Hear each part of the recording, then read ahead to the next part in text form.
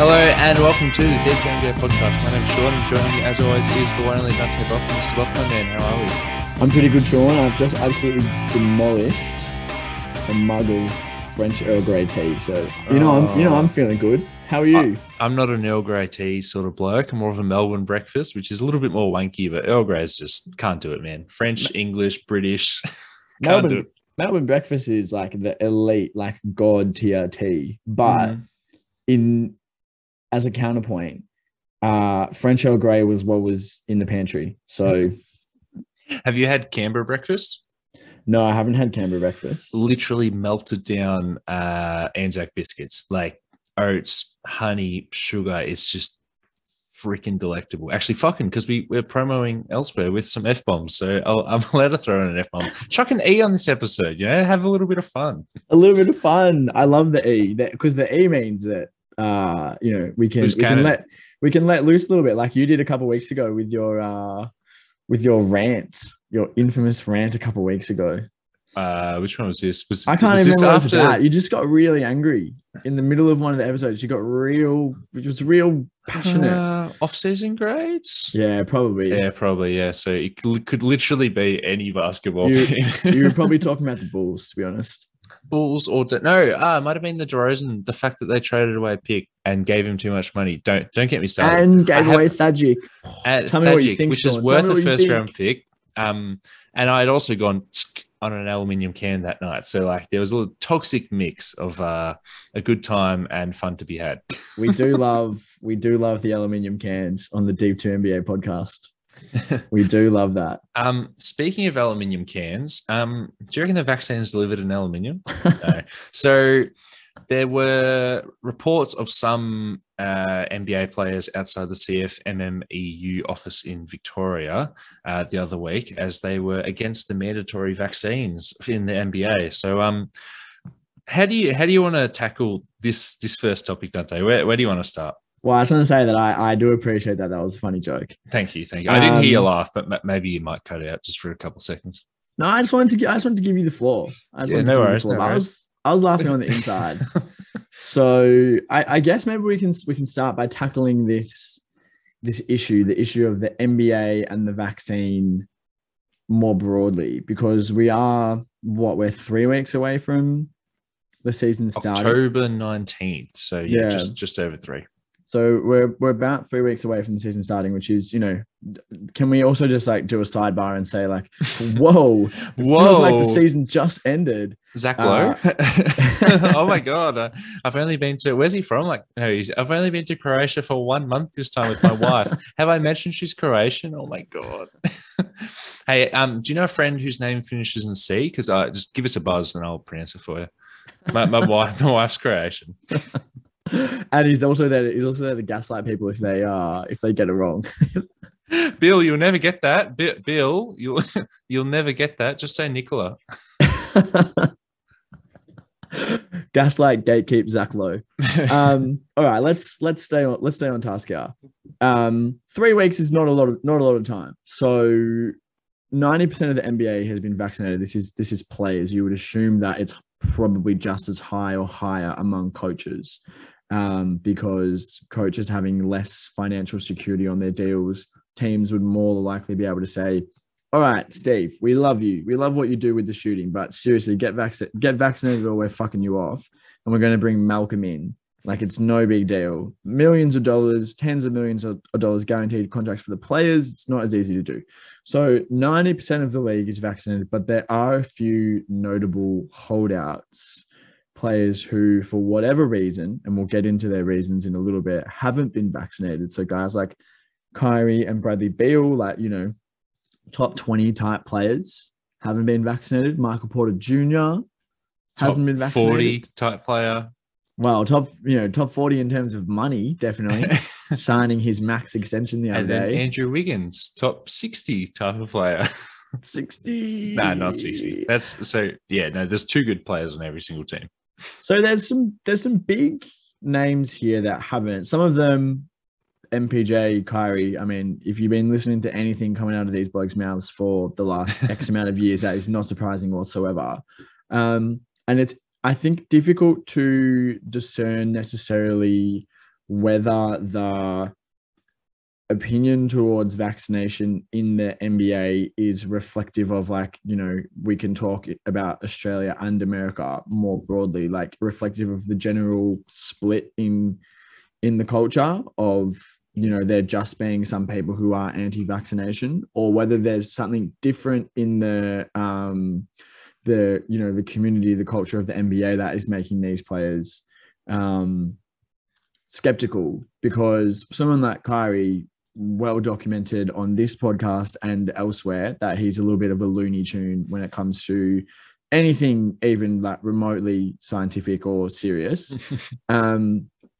But like someone like Brad Beal is, for, you know, for all intents and purposes, a pretty switched on guy. Yeah, pretty switched on, like mild-mannered, like normal person. I mean, I guess as I'm saying it, I'm thinking like, you know, we can all think of like mild-mannered normal people who, for whatever reason, are vaccine hesitant or, you know, skeptical of the vaccine. But someone like Beal was initially saying, as a reason why he's not allowed to get why he hasn't been vaccinated, was that he's within 60 days of getting COVID, and it's not recommended to get it if you've had it in the last 60 days.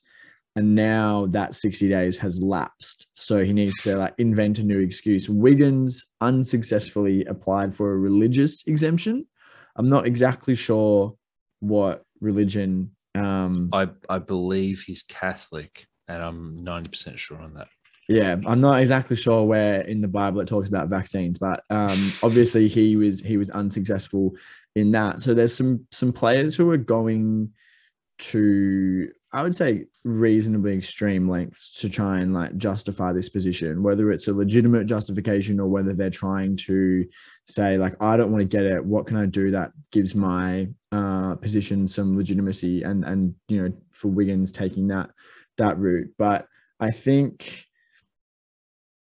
right now it's not a problem, but with someone like Wiggins, where his situation is that the San Francisco council area has said, like, if you're not vaccinated, you're not playing home games, which might cause some frustration for the team who's paying him or not paying him, the coaching staff and his teammates. And I think that, you know, with someone like Kyrie as well being a team leader, Beal being a team leader, like if you're not seeing that like commitment to doing whatever you need to do, or, you know, just doing whatever you need to do to get on the court, do you think that might be like a bit of a locker room situation as we go through training camp and towards the start of the season? Like what happens if we roll out late October and it's like, you know, it's like the Bucks versus the Warriors at Oracle Arena, and Wiggins is just not forwards.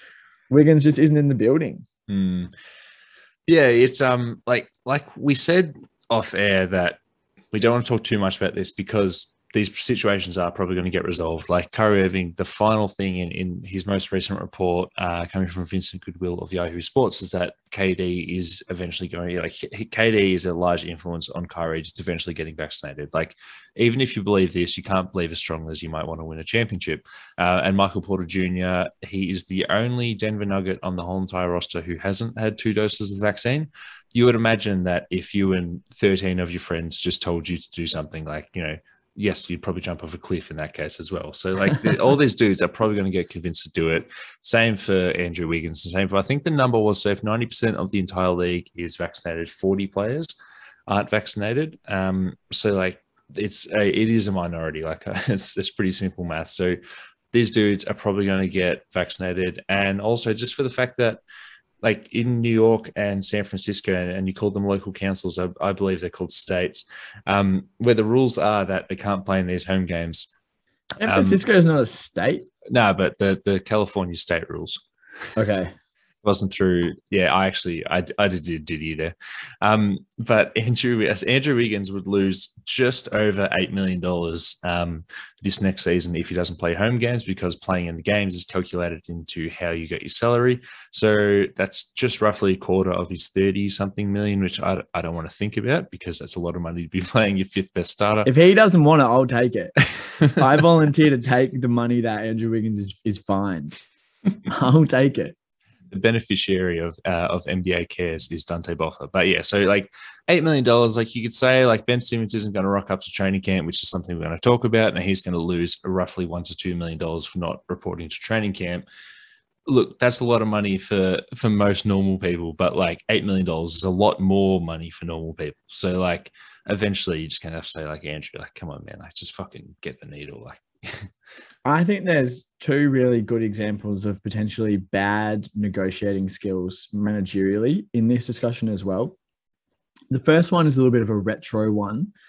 But when Andrew Wiggins signed his max extension with the Minnesota Timberwolves, it was made a big deal of that when outgoing Wolves owner Glenn Taylor signed him to that contract, he gave him a handshake and he looked in his eyes and said, "Son, we're giving you this money, but I want you to know that we need you to be better and you need to make a commitment to keep getting better. We're giving you this money as an investment on what we think you're going to become, but we need you to work hard to get there." Obviously, it didn't happen. That's a big L. And then trading him away for what they got back for him and the situation where the franchise is in now, even having managed to get rid of him, huge L, that whole situation. Second huge L, Tim Connolly and the Denver Nuggets just signed Michael Porter Jr. Surely add a clause in there. Surely you're like, all right, listen, we're giving you the max. We're not even giving you the little max. We're giving you the full max. We're also putting bonuses in there that if you hit, like all NBA, etc., like it's going up over $200 million. Get the vaccine. That's the clause in there. We'll give you the fucking max if you get the vax. That's fuck. Did you come up with that? Yeah, just on the spot. I'm here a week. That's you should do a podcast, Dante. I would sell out my beliefs about the physical safety of my body for $200 million. This is being recorded and posted on the internet. Oh, hey. Like this might be clips 20 years from now for something completely unrelated to a vaccine. I've applied for some like medical health studies. And they're giving you like $3,000 for like 3 nights in the hospital, and we're talking about $200 million for 2 needles in your arm, brother. Yeah.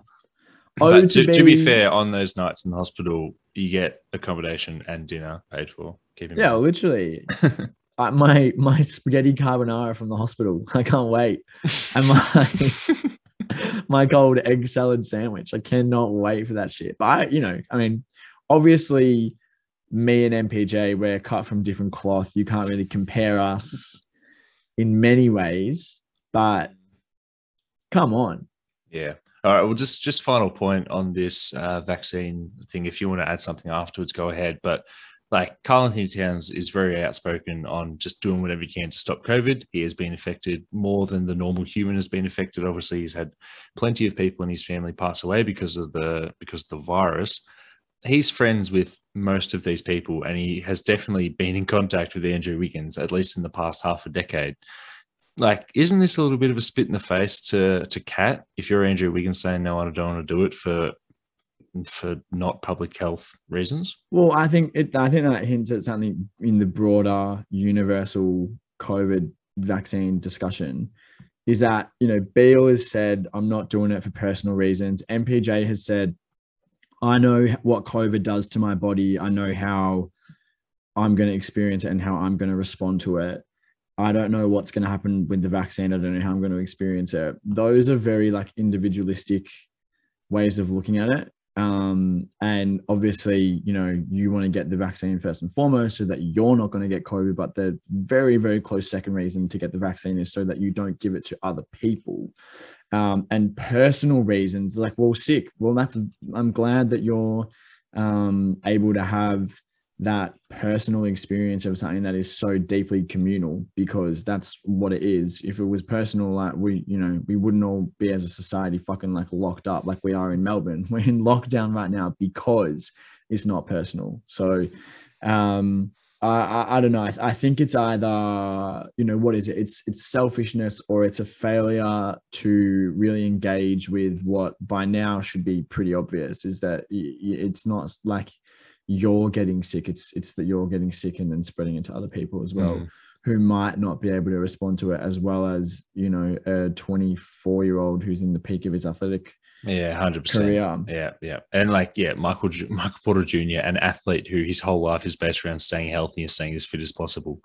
You're probably going to deal with it better than someone who isn't. And who has like a team of medical staff whose only employment job is to make sure that he's physically healthy. Like, well, congratulations that you recovered from COVID well twice. Like, you know, I guess not everybody in the country has that. Let's quickly hit before we move on to the Simmons chat on the MPJ extension, because he's officially locked up for 5 years, ending the will they, won't they charade. I feel like we knew that this was where it was going to end up ultimately, didn't we? Well, this is exactly where it's going to end up, but I'm just a little bit surprised at how there weren't many injury exceptions in this contract. There was little to do with just like, hey, your back flared up.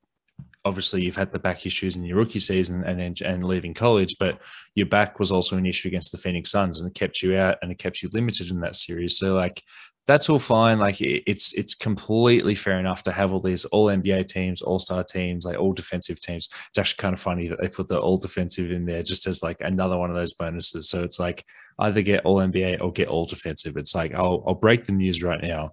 Michael Porter Jr. will not be on an all defensive team in his whole entire life, but it's a completely fine contract. I just wish there was a little bit more there protecting Tim Connolly and the Denver Nuggets from a potential re-injury of his back, which, as far as I know, there isn't at all. Obviously, you wrote a few weeks ago about that, didn't you? That there's some specific injury exception that they can insert into the contract that would allow them just to not pay it if he was injured with his back again.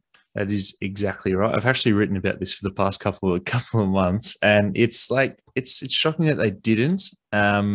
Especially even when someone like Joel Embiid's past 2 contracts, both rookie extension and now his first as a veteran, he's been able the team's been able to put in these exceptions for him getting injured, even though his past contract he barely dealt with injuries. Obviously, in his rookie season and his second season, he missed the entire season, but like, Joel Embiid's a better player than Michael Porter Jr., and they're still getting in all these exceptions for Joel Embiid. So I don't know what happened there, but look, fingers crossed everything goes well, because if it doesn't, then you're paying Michael Porter Jr. a max to not play basketball. But let's assume he's fully healthy and just keeps getting better for the rest of his career. This is a beautiful contract, and Denver Nuggets have locked in a young core of like Jokic is 26. Michael Porter Jr. is 23, Jamal Murray is 24. All these dudes are locked in for at least the next 5 years. And Jokic, let's just take a stab in the dark and say he's going to get the Supermax extension. Like, you've got this young core, and on top of the Aaron Gordon extension, you've got this young core just locked in to contend for the next 5 years. It's a pretty good starting 4. Just throw in whoever the hell else you want, like another wing defender type player. I think currently they'll probably start Will Barton, right? Yeah, they have to. He also wasn't happy coming off the bench even when Jamal Murray was healthy. So like, there's almost no way Michael Malone is going to talk him into coming off the bench behind PJ Dozier, which I wouldn't mind, but you know, that's a conversation for next year. PJ Composure Dozier. You get it. Or for Kendo Campazzo or Monty Morris. But Monty Morris probably starting at the 1, Will Barton starting at the 2, and all those, you know who's the front court. Yeah. All the big money boys. The big people. If you look for PointsBet's stock exchange listing, you'll find a bucket of jargon and doublespeak, as they're considered a, quote, wagering services operator, unquote.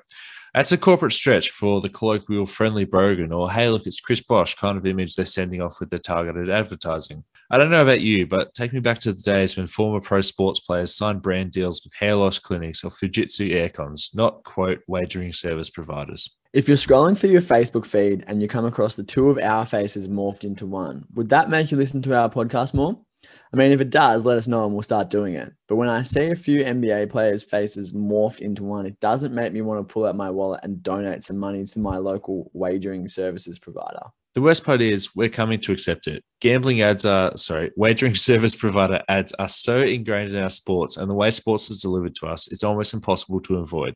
3/4 of Australian children aged between 8 and 16 years who watch sport think that betting on sport is normal and can name more than, one or more sport betting companies.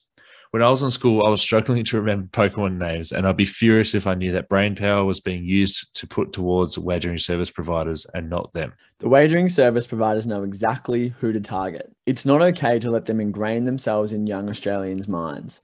It's not okay to target people in the middle of a pandemic, and it's not okay for gambling companies to wield so much influence in the world of sports. To help kick gambling out of sport, use your voice and sign the petition at www.endgamblingads.org.au/petition. All right, well, let's move on to a situation that somehow has gone from bad to worse to something about 4 levels below worse, which is the Ben Simmons trade situation, which just is there potential that like everybody, let's think of it as a triangle. There's 3 sides to this. There's Simmons and his representation. There's Rivers, Doc Rivers, the coach, and then there's Daryl Morey and the front office of Philly. Is it possible that somehow everybody has misplayed their hand to the highest possible degree? Because let's just do a little bit of an examination. After the terrible loss to the Hawks in the playoffs, Rivers and to a lesser extent Embiid and some other teammates were kind of like, actually, like, we sure that we can win with this guy? Like, I mean, I don't know that he can play point guard in crunch time. I really wish that he would have dunked that ball instead of being a little. Doc Rivers even said no when they said, "Can he be a point guard in the playoffs?" Well, he straight up said to no. be fair, he said, I don't know the answer to that right now. But that's a pretty fucking softball. Like, I believe in Ben. Like, we'll get through this. He's mentally tough. Question to answer, and the fact that he said I don't know is a massive indictment. Then when it's clear that they've requested a trade, Simmons and his representation have requested a trade despite his value being at like the lowest point it's ever going to be at, maybe a bad move. And then actually, can I push back on that and say maybe not a bad move? Because for Ben Simmons and Rich Paul, they want to go somewhere and win. But know that Morey's not going to accept an offer of like Colin Sexton. That's the massive game of chicken. So anyway, keep going. And then Morey to then do the opposite of accepting the offer of Colin Sexton and go around saying that we want an all-star, a young player, and 4 firsts. And now the situation that we're in is Doc Rivers has tried to publicly extend an olive branch, which looks like it's been swatted away or alternatively like maybe set on fire in an act of decidedly aggressive non-peacemaking.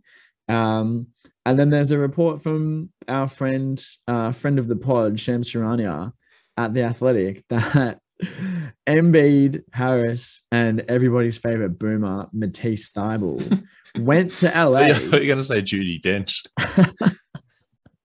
Not quite. Dame Judy went to LA to meet up with him to be like, yo, stay. And then Simmons didn't show up, which on a personal level, I mean. Oh, he declined.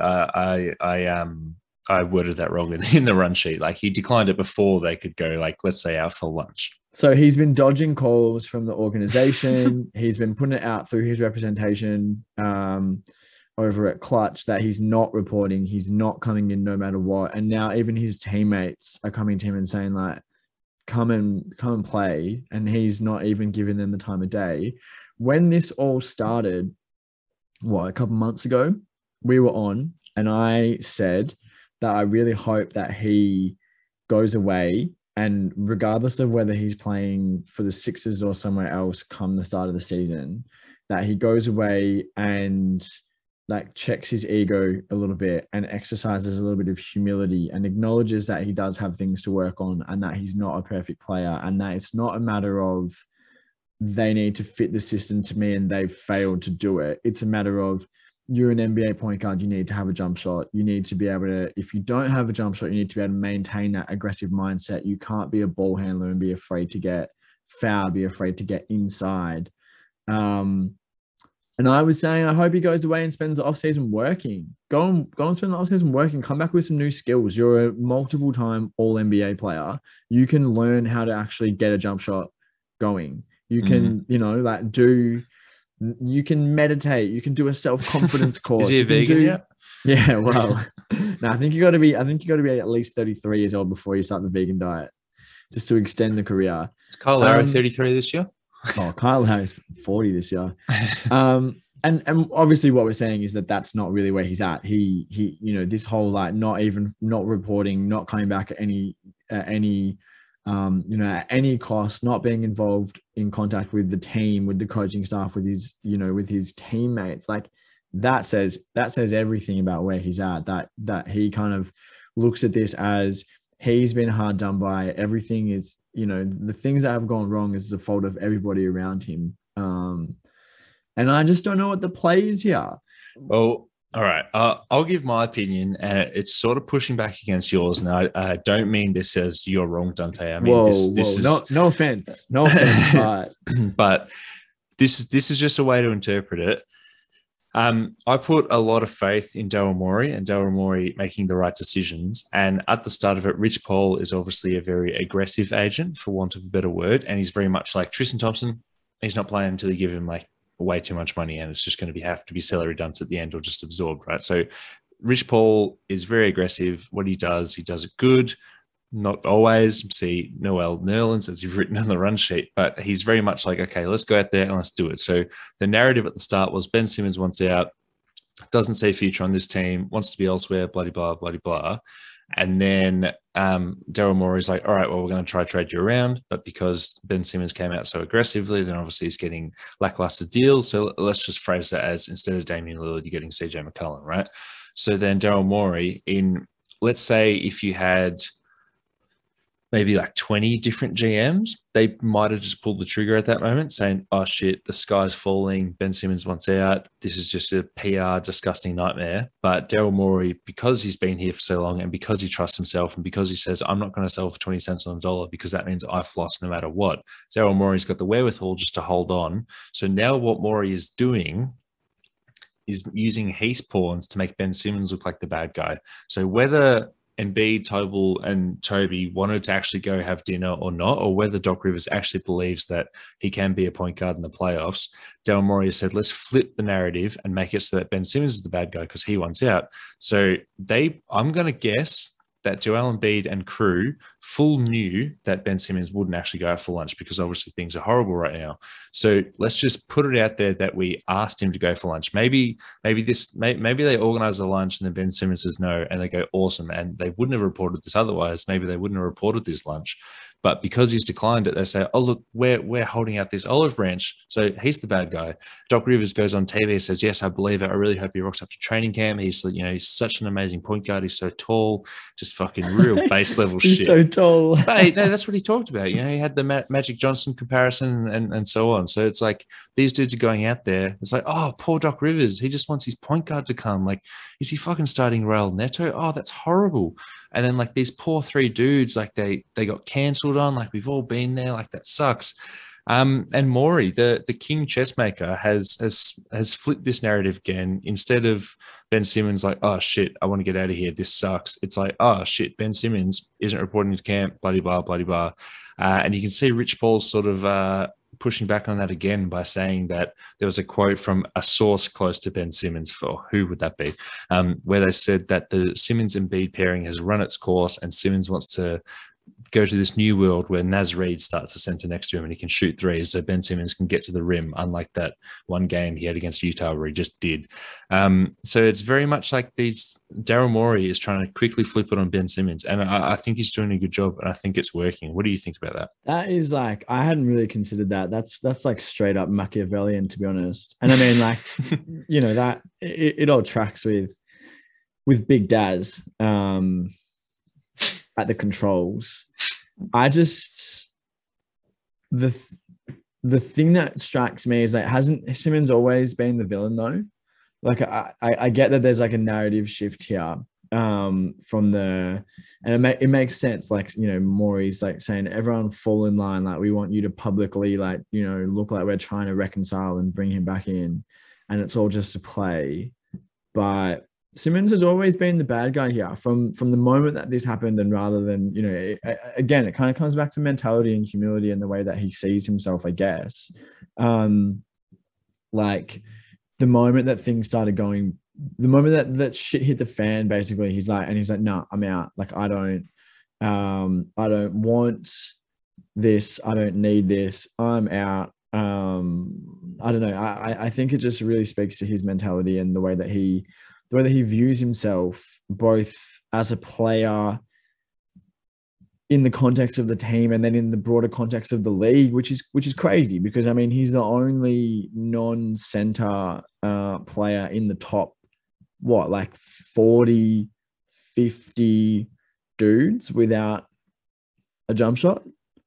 You know, like how you can possibly see yourself as so like exceptional that you don't need a jump shot in the league when you're so demonstrably like not an amazing scorer. If you're a point guard and you can't shoot and you're averaging 22 a game and you're a frightening offensive force, well, whatever. You look around, you see that you're 17th in scoring in the league and you're like, yeah, I'm 17th in scoring in the league. You average 14 points a game and you look like you don't even want to touch the ball sometimes.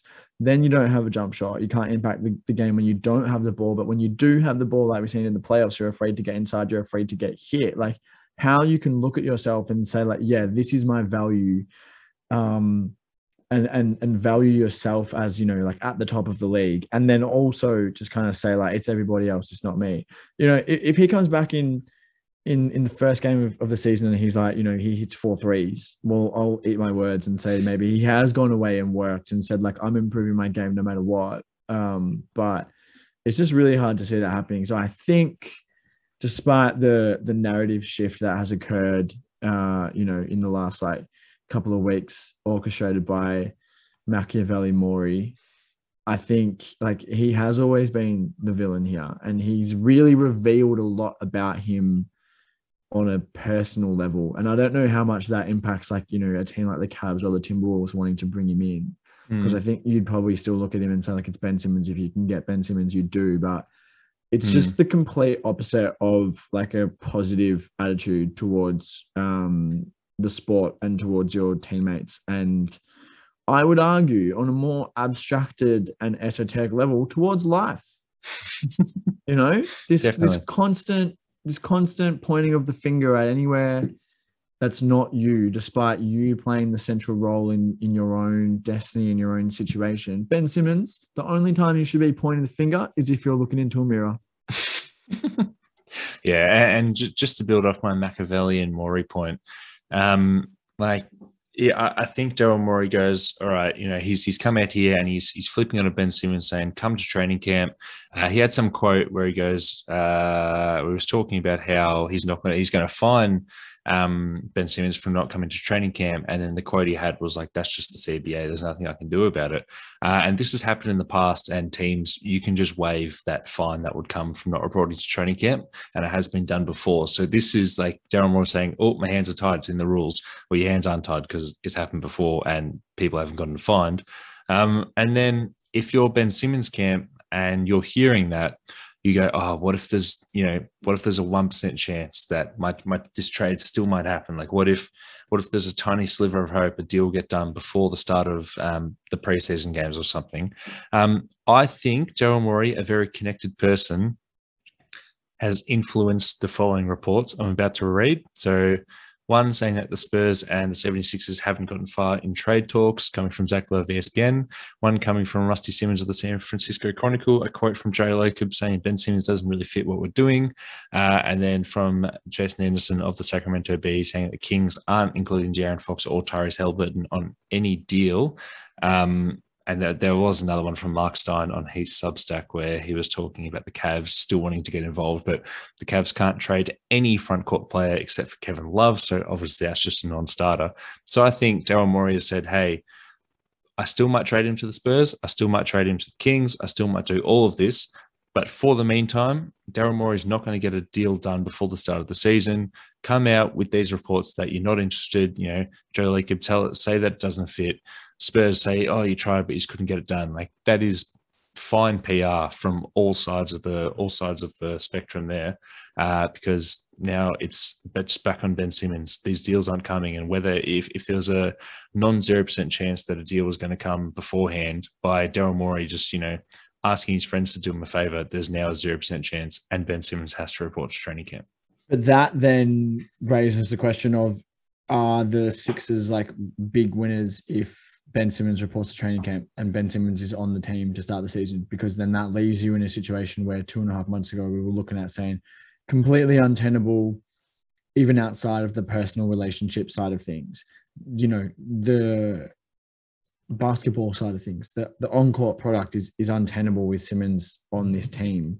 They haven't made any moves that would alleviate that. It's not like they've done a wholesale roster construction over the offseason and it's like, now they've got player X, Y, and Z, and we really think that's going to help unlock Simmons, and we're going to stagger Simmons and Embiid, and we're going to play Simmons as, you know, like a small ball 5 when Embiid's off the floor. Like, none of that's happening. So for all intents and purposes, even if, you know, Morey negotiates this perfectly from an assets point of view and he plays the game really well and he avoids trading Simmons for 20 cents on the dollar, just so that he can hold on to the assets and trade him later. For 50 cents on the dollar. This is a team that needs to win. So you need to make a deep playoff run. You probably need to make the conference finals with this team this year, or else it's a failure.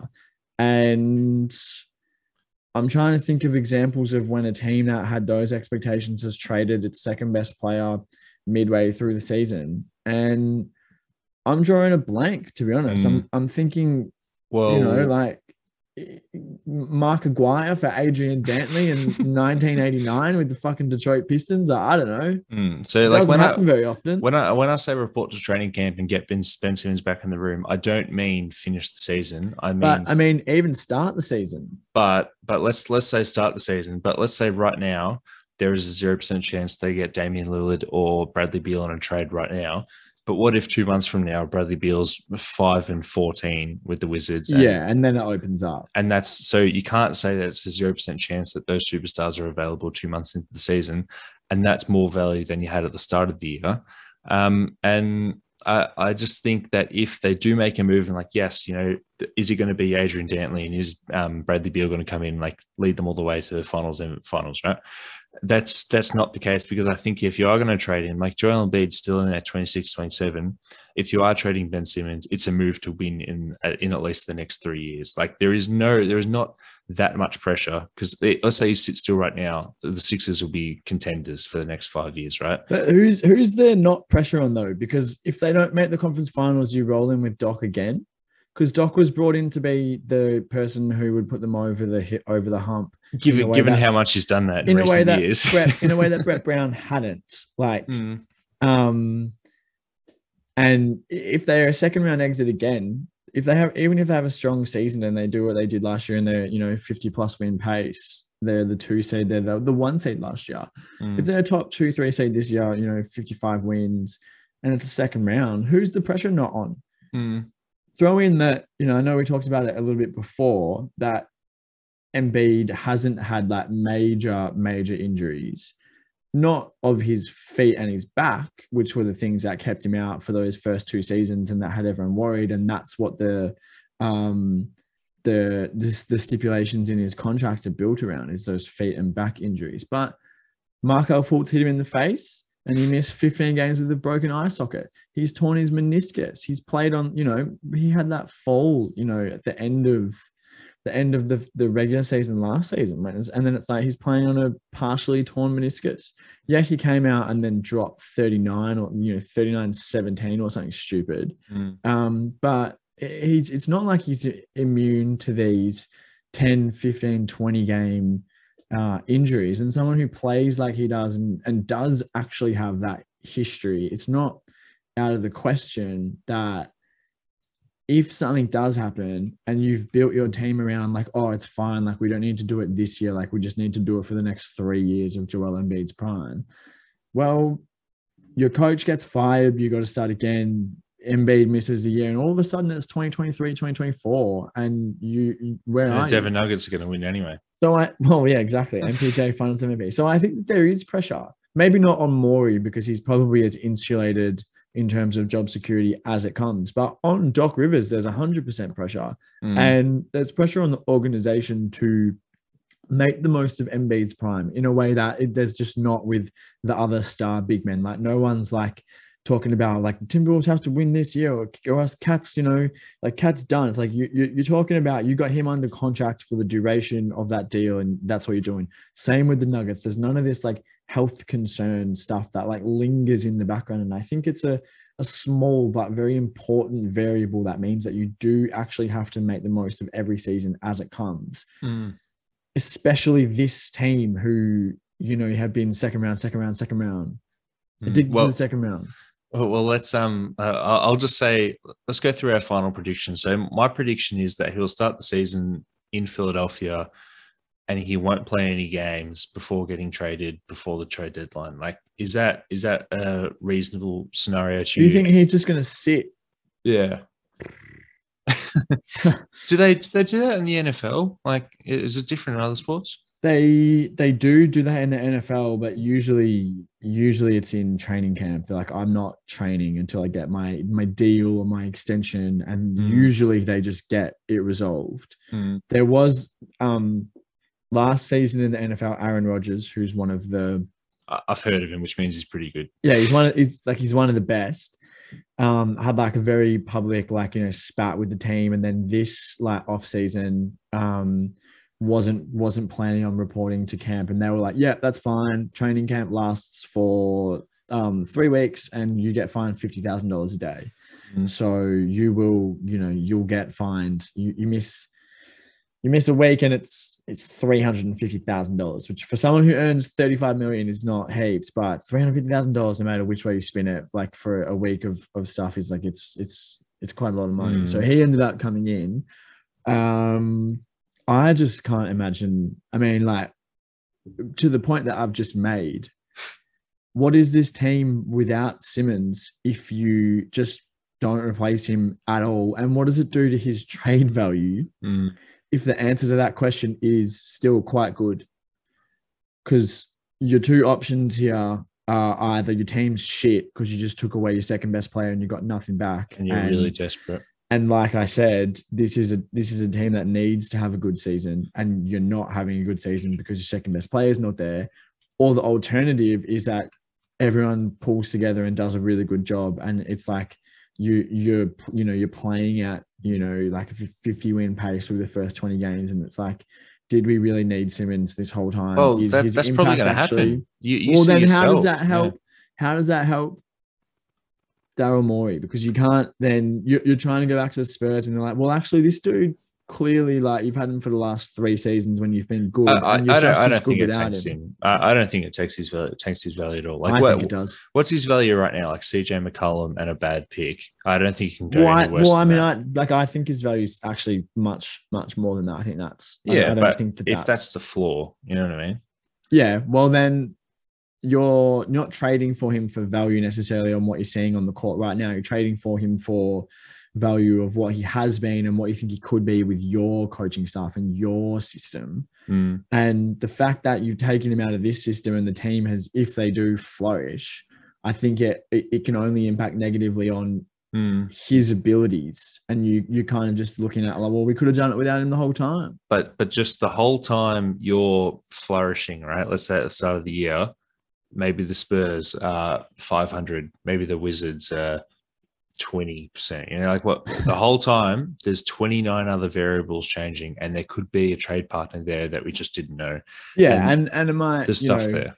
The Beal situation might get explosive, or like someone might become available, someone might get hurt, a team might want to do this, want to do that. It's all changing. I understand, but what's your final prediction? I think he's going to Minnesota. I think he's going to the Timberwolves. Really? So that was the only one that there hasn't been a negative report from.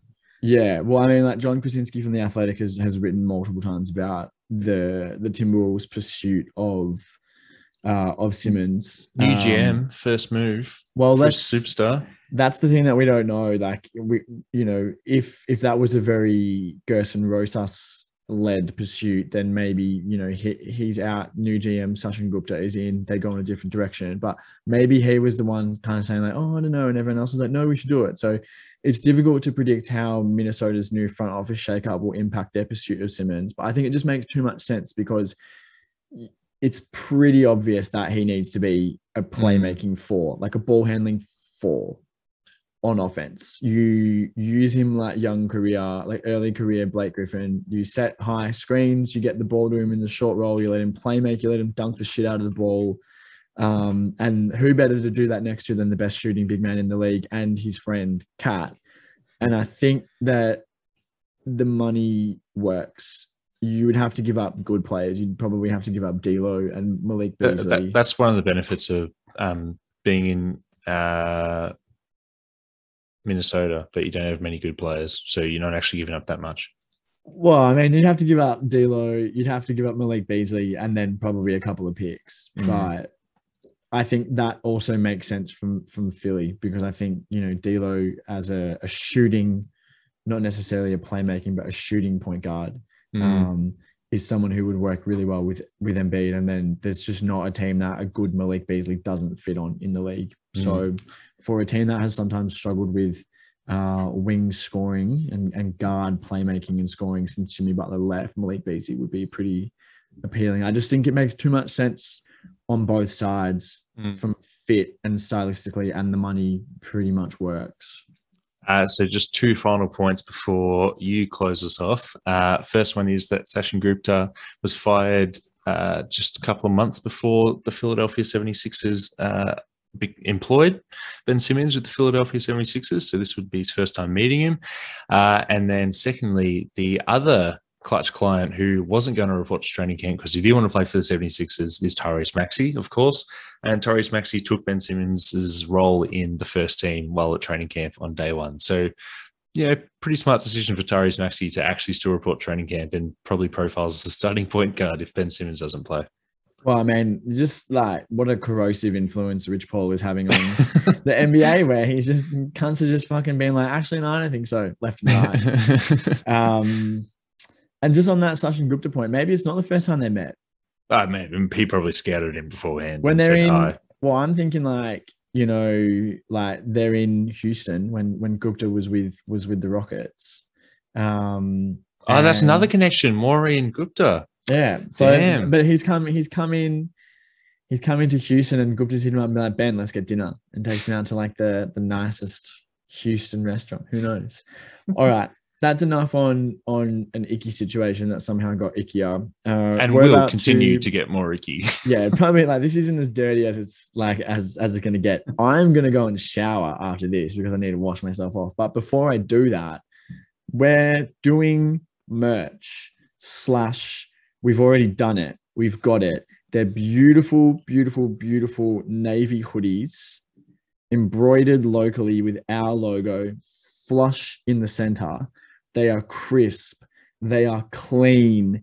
They are about to go on sale on our social media. So keep your eyes peeled. We'll be advertising that over the next few days. The proceeds of the sales of the hoodies are going to be donated to the Asylum Seeker Resource Center. So we're hoping that we can get a big chunk of hot cash donated to the ASRC, who do really great work in the asylum seeker advocacy and legal center rights, and then also you know, working in the community, and they've been really good providing meals and services for disadvantaged people and asylum seekers throughout the pandemic. So that's where all the money's going. So if you're on the fence about, do I want this crisp, hot, clean hoodie, maybe that will sway your decision one way or the other. Spot on. And just in the time you're doing that, I'm doing some post-pod preparation, and I checked my Instagram feed, and I just got followed by a bunny rabbit called youfuck_1012. But yeah, a little bit off topic, but on topic. Very off topic. The hoodies are amazing. We've both got some, and we can't wait to give some away for goods and services, of course. For money. You're paying us for the hoodies. Yeah. They are very crisp and clean. So keep your eyes on the socials over the next few days for details of how to purchase them. Dante, I will talk to you next week. Thanks, Sean.